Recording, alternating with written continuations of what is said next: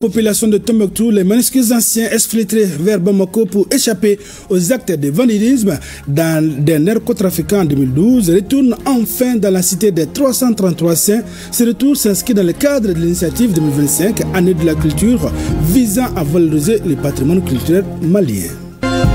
Élucider le contenu du programme national d'éducation aux valeurs, tel est l'objectif d'une mission du ministère de la refondation de l'État à l'université de Ségou. Cette initiative vise à permettre aux étudiants d'être mieux préparés à devenir des cadres exemplaires pour le développement du pays.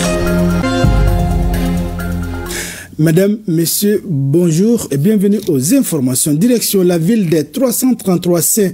La région de Tombouctou n'est pas restée en marge de la célébration de la journée africaine de la décentralisation du développement local. C'est célébrée le 10 août de chaque année. Cette journée hautement significative a été magnifiée par une conférence débat sur le thème « Construire des communes résilientes par la décentralisation inclusive et développement équitable » avec 4 sous-thèmes.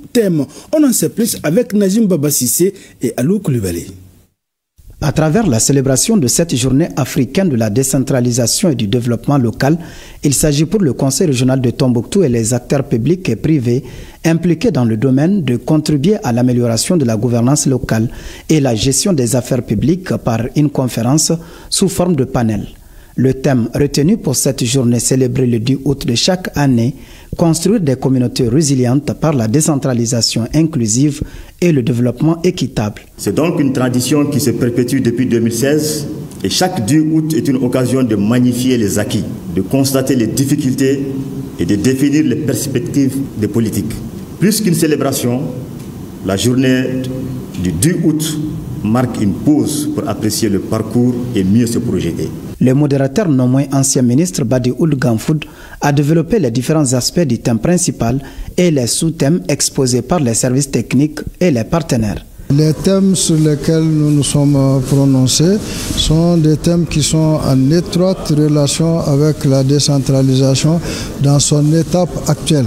Parce que la décentralisation doit œuvrer à renforcer la cohésion sociale. Ça doit œuvrer également à autonomiser de façon intégrée les couches sensibles et fragiles telles que les femmes et puis les enfants. Au gouverneur d'inviter les responsables des collectivités à s'engager pour le bien-être de leur communauté et aux populations de s'acquitter de leurs devoirs civiques. J'invite les conseils communaux et régionaux de la région de Tombouctou à redoubler d'efforts pour offrir aux populations des services sociaux de base de qualité, condition sine qua non pour un développement territorial harmonieux, une paix durable et une cohésion sociale.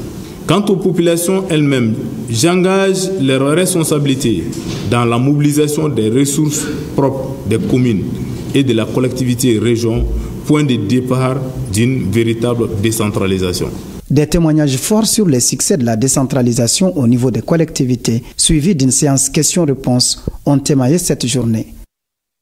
2025, année de la culture, une bonne nouvelle pour la population de Tombouctou. Les manuscrits anciens qui ont été exfiltrés vers Bamako pour échapper aux actes de vandalisme des narcotrafiquants en 2012 retournent à l'Institut de hautes études et des recherches islamiques Ahmed Baba. Ce retour a été diligenté par les ministres de l'enseignement supérieur, de la culture ou encore de la réconciliation nationale. Comment se prépare le retour des manuscrits de Tombouctou? Élément de réponse avec Cheikh Oumar Sankaré et Adama Diakité. Kalabankoura, commune 5 du district de Bamako. Dans ce bâtiment qui abrite l'Institut des hautes études et des recherches islamiques Ahmed Baba, Yeri ABT de Tombouctou, les manuscrits anciens sont préparés pour l'ultime voyage de retour au Bercail.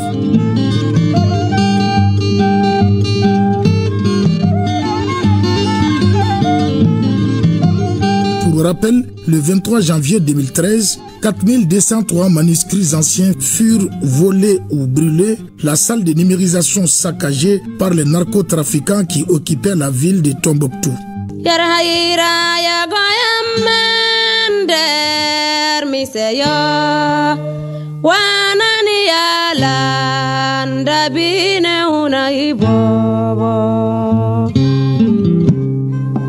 Heureusement, Par anticipation, une bonne partie des manuscrits anciens de Tombouctou avaient été exfiltrés de façon ingénieuse et discrète vers Bamako par de bonnes volontés à partir du 31 juillet 2012. 13 ans après, ce trésor de savoir est sur le point d'être ramené dans son milieu d'origine par les autorités de la transition. Un acte très significatif en cette année de la culture.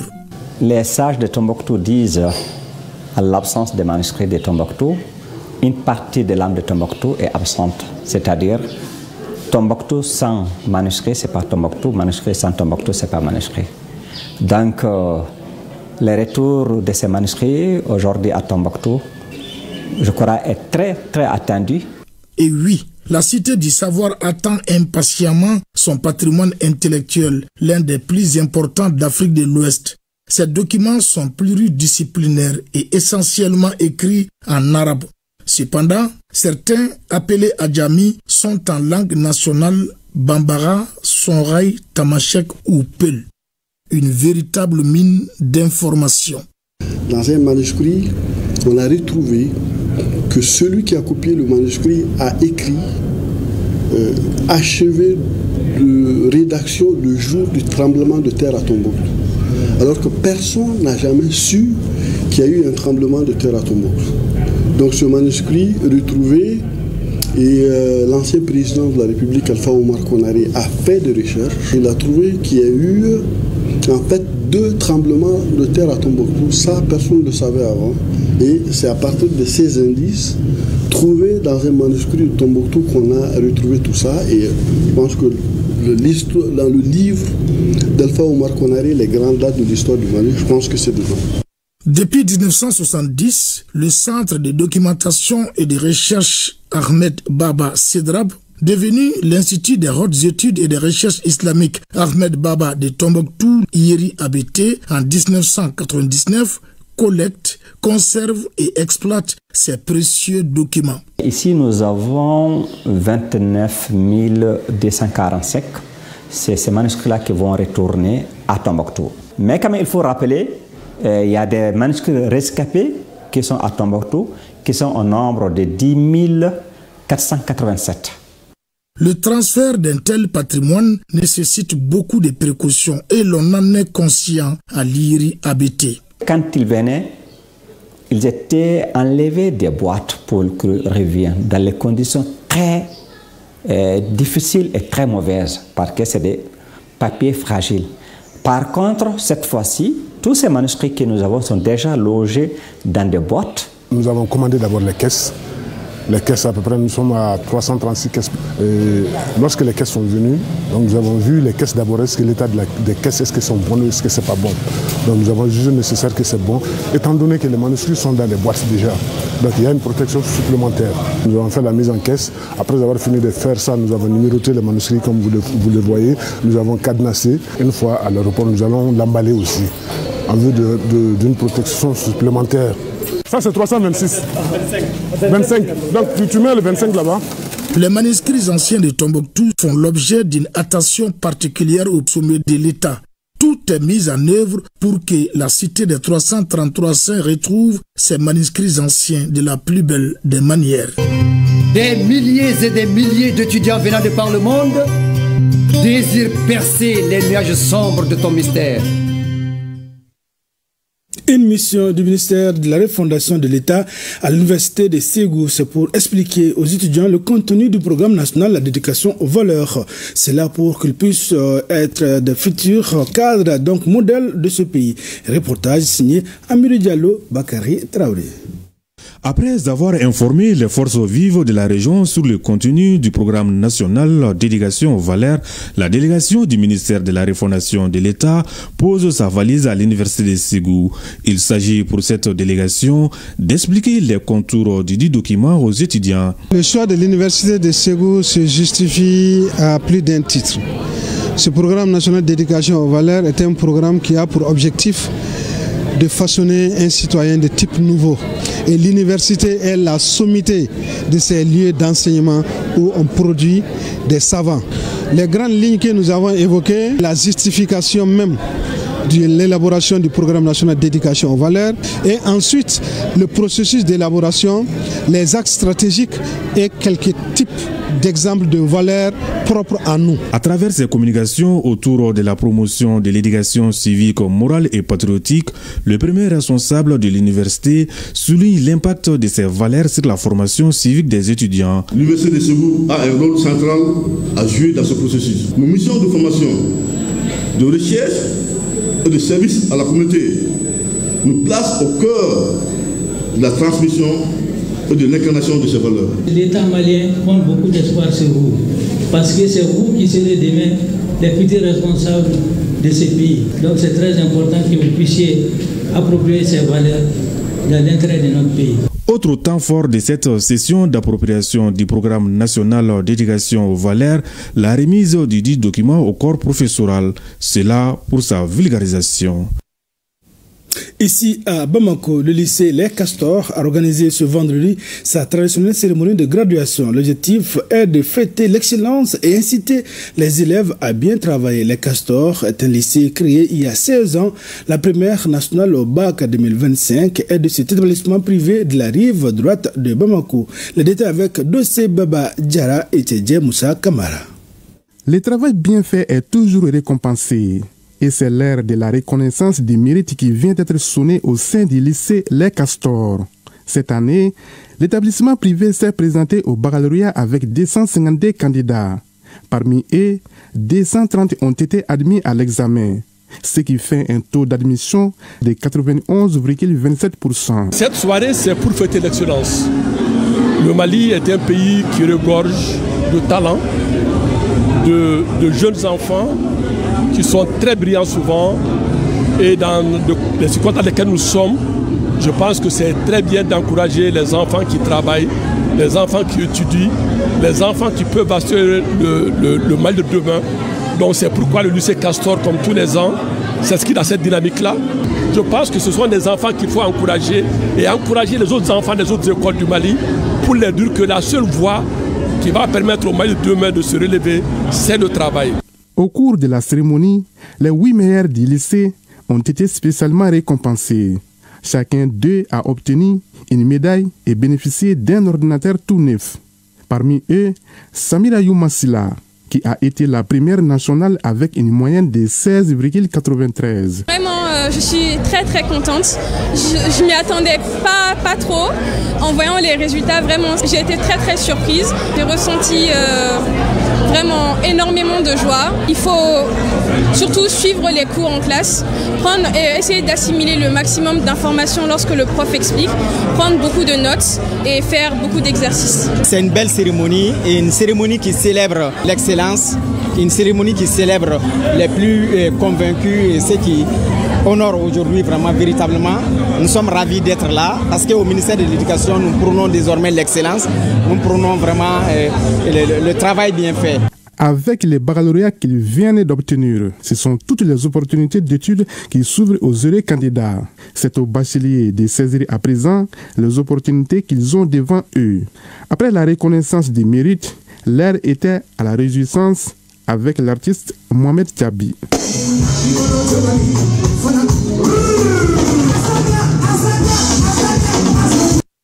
Un reportage signé de Sebaba Diara. Le Forum des femmes actives pour les objectifs de développement durable et l'émergence Mali Espoir a organisé une cérémonie spéciale ce samedi pour marquer la journée panafricaine de la femme, placée sous le slogan « Ensemble, tout est possible ». Cette rencontre a été l'occasion de mettre à l'honneur la richesse culinaire et vestimentaire du Mali. Compte rendu Soumaou Aydara et Omar Koné. Le Forum des femmes actives pour les objectifs de développement durable et l'émergence FAOD célèbre la journée panafricaine de la femme. Dans le cadre de l'année de la culture décrétée par les autorités, chaque ethnie a défilé fièrement avec son identité culturelle. Les participants ont également savouré une diversité de plats traditionnels, reflet de l'héritage gastronomique malien. Le Forum des femmes actives pour les objectifs de développement durable et l'émergence rejoint aujourd'hui la communauté africaine pour commémorer l'édition 2025 de la journée panafricaine de la femme à travers une présentation et dégustation de nos plats traditionnels et aussi un défilé de mode dans nos tenues traditionnelles qui contribuent aux effets nationaux. C'est des activités qui transmettent les valeurs, c'est des activités qui vulgarisent nos valeurs, c'est des activités qui valorisent ce que nous sommes. Parce qu'on a dit, la culture, c'est ce qui nous reste quand on aura tout perdu. Cette initiative célèbre la diversité et renforce le rôle des femmes dans la transmission des valeurs culturelles. Là, quand on parle de la culture, on parle de la société. Et quand on fait allusion à la société, nous faisons allusion à la famille. La femme est le noyau de la famille. La famille est le noyau de la société. Le FAOD rappelle que célébrer la femme, c'est avant tout reconnaître son rôle essentiel dans la préservation de la culture, le renforcement de l'unité sociale et la construction d'un avenir meilleur pour le Mali. La Maison des Arts et de la Culture de Gao a servi de cadre au concours interscolaire, artistique et culturel pour la culture et la paix, le vivre ensemble et la cohésion sociale. Une initiative de l'Académie d'enseignement de Gao avec l'appui financier de l'UNICEF. 3 jours durant, 4 caps de la région de Gao ont pris part à la compétition dans plusieurs disciplines. Reportage signé Hadizatou Mohamed Maïga, Alassane Amadou. Promouvoir par les arts, la culture et la littérature, les valeurs de paix, la cohésion sociale et le vivre ensemble, le respect mutuel et le dialogue interculturel entre les élèves et les différentes communautés de la région. Tel est l'objectif de ce concours interscolaire, artistique et culturel pour la culture et la paix, le vivre ensemble et la cohésion sociale. C'est une initiative de l'Académie d'enseignement de Gao. Pendant 3 jours, des apprenants de différentes sensibilités culturelles se rencontrent, échangent et se côtoient dans une ambiance propice à leur bien-être. Quoi de mieux pour renforcer la culture de la paix, le vivre ensemble et la cohésion sociale dans l'espace scolaire et dans la société de façon générale. L'accès à la culture et au loisir n'est pas un privilège, mais un droit fondamental inscrit dans la Convention relative aux droits des enfants. Chaque enfant, qu'il soit de Gao ou d'ailleurs, a le droit de s'épanouir pleinement à travers l'expression artistique et culturelle. Les participants à ce concours interscolaire venus des Caps d'Ansongo, des Hausa Fulan, des Bourem et de Gao ont rivalisé dans des disciplines comme la poésie, les solos de chant, le sketch, le chœur et la tenue traditionnelle. Au même moment, un concours de dessin, lecture, rédaction et mathématiques s'est déroulé entre les écoles fondamentales 1 et 2 des mêmes Caps. Au classement général, le Cap de Bourem est arrivé premier, suivi du Cap d'Ansongo à la 2e place. Vraiment, on a travaillé. C'est un sentiment de satisfaction qui m'anime actuellement. Les autres n'ont qu'à travailler, de prendre les meilleurs encadreurs pour encadrer, parce que les enfants là, ils sont très intelligents. Jeunes de la région de Gao, chers élèves, vous constituez le fer de lance de la nation. L'avenir de demain est toujours à l'esprit. La tolérance, l'entraide et le respect de l'autre. C'est à ce prix que nous réussirons ensemble le pari de la construction nationale. Une remise d'attestation de reconnaissance au ministère de l'Éducation nationale, au gouverneur de la région, à l'UNICEF, et une remise de cadeaux et d'attestations aux meilleurs élèves de la région de Gao ODEF ont mis fin à cette édition du concours interscolaire de Gao. Le musée national a accueilli la projection exceptionnelle du film documentaire Nkuntela Doubé, réalisé par le parrain du mois d'août, Dr Chérif Keïta. L'événement s'inscrit dans le cadre de l'année de la culture, initiative lancée par le président de la transition, le général d'armée Assimi Goïta, pour célébrer et promouvoir le patrimoine culturel malien. Nous en dit encore Moussa Kamara. Ce samedi, le musée national du Mali s'est transformé en un véritable temple de la culture, avec la projection d'un film documentaire d'environ 1 heure, retraçant l'histoire de Nkuntela Doubé, héroïne sud-africaine, cofondatrice de la première école noire en Afrique du Sud. Elle est également connue pour avoir popularisé l'hymne national sud-africain. Ce documentaire parle d'une pionnière oubliée de la modernité et de la libération en Afrique du Sud. Une femme qui, parce qu'elle ne pouvait pas avoir d'enfants, a été effacée de l'histoire. En 1900, elle a fondé une école pour enseigner à des générations et des générations d'enfants qui étaient ses enfants.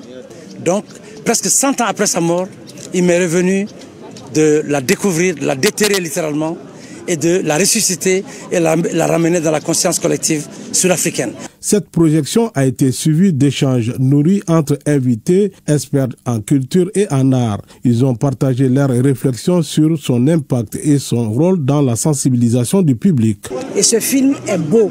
Il est beau, vous l'avez vu vous-même, tout est clair. C'est traduit, ceux qui sont là sont beaux, le paysage est magnifique, c'est net, c'est clair. Alhamdoulilah.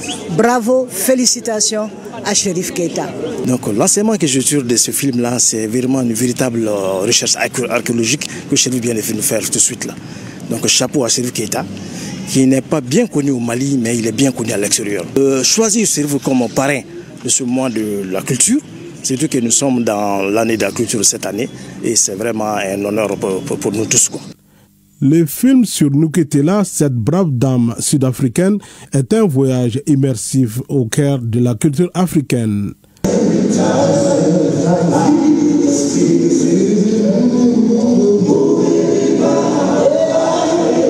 Cet événement marque le coup d'envoi d'une série d'activités culturelles tout au long du mois d'août. Chaque mois, le ministère de la Culture a fait reconnaître un talent. Aujourd'hui, on est avec Chérif Keita de la diaspora, qui est un écrivain, professeur et réalisateur de documentaires. Et autre discipline aussi qu'il enseigne aux États-Unis. Au Mali, ici, il a écrit beaucoup de choses sur Massama Diabaté et sur Salif Keita. Donc, voyant son parcours universitaire en Afrique, dans le monde, au Mali, le ministère de la Culture a décidé de faire connaître ce talent-là à l'ensemble de la population malienne. Cette projection n'est pas seulement celle d'un film, c'est le point de départ d'un mois qui mettra en lumière toute la richesse du patrimoine malien. À présent, ce communiqué, le ministre des Transports et des Infrastructures informe l'opinion nationale qu'un incendie s'est produit ce dimanche 10 août 2025 aux environs de 17 h au niveau du bâtiment de Mali Catering SA, serveur assise à l'aéroport international président Modibo Keïta Sénou. Le bâtiment sinistré sert de local à Mali Catering SA, serveur qui est une société privée spécialisée dans la restauration aérienne et dans la logistique.